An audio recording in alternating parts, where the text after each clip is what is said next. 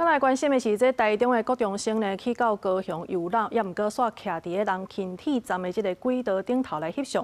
高雄这阮是讲，这民众乌白踏入轨道的区域已经违法，上悬是会当罚到7500块。也若校方呢，除了是会室的以外，也表示会加强安全的教育。好，结束这样很好。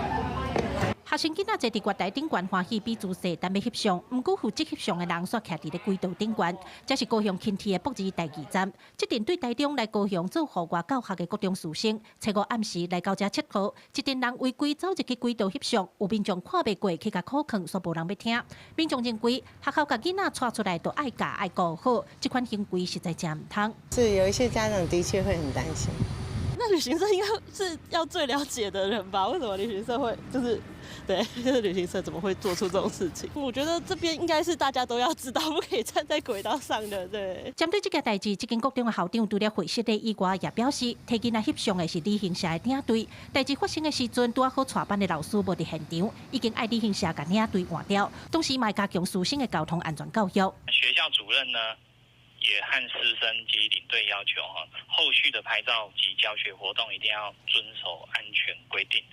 那今日呢，因为校长和家长会长对这个事件呢很重视所以会立即南下陪同师生完成后续的那个户外教学活动。轻轨轨道区除了路口设置之行人穿越道外，禁止一般民众进入轨道区。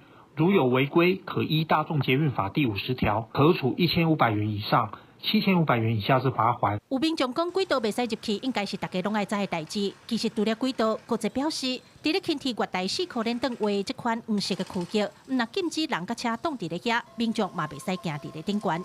记者柯家做顾朝阳高雄站报道。